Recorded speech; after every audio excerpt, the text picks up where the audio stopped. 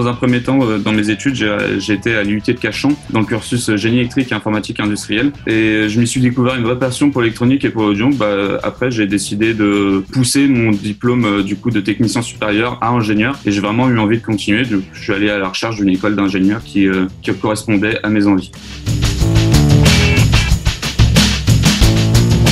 J'ai choisi Felma suite à mon attrait à l'électronique. J'ai choisi Felma pour ces deux cursus vraiment poussés en électronique, notamment électronique petit signal, donc la filière SICOM et la filière SEI. Et Felma était une des seules écoles du bassin grenoblois à être spécialisée dans l'électronique et la microélectronique. Et j'ai aussi été très attiré, il faut le dire, par la ville, les montagnes, l'ambiance générale qui est vraiment sympathique pour les étudiants et même pour toute personne qui y réside.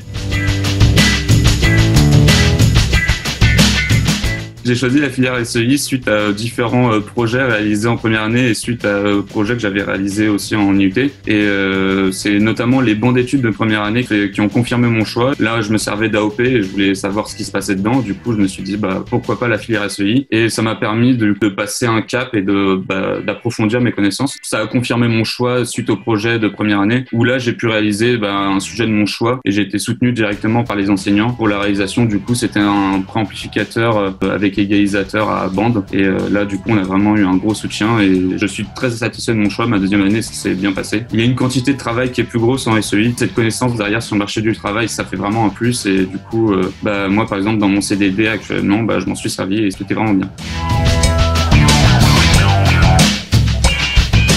Aujourd'hui, on veut des systèmes de plus en plus petits et ça passe par exemple de notre monde connecté jusqu'à notre ordinateur en passant par les systèmes de défense ou sinon par tout système qui va vouloir être intégré et minimisé. Et aujourd'hui, la vraie course, c'est du coup de faire des systèmes intégrés de plus en plus personnalisés pour différentes entreprises. Le secteur de la microélectronique va devoir apprendre à se relocaliser. On l'a vu et maintenant à travers la pénurie des composants, puis après par le blocage du canal de Suez. Avoir un objet high-tech à bas coût, ça devient de plus en plus compliqué. Tous ces sujets sont abordés par les professeurs, mais aussi par les étudiants à travers du coup l'association Think What Matters, soutenue par Felma et créée par un étudiant de Felma. Et du coup, ça permet aussi une prise de conscience des élèves et derrière, ça permet d'engager la conversation avec les enseignants pour qu'ils adaptent leurs cours par rapport à nos envies et ça fait du coup un vrai dialogue.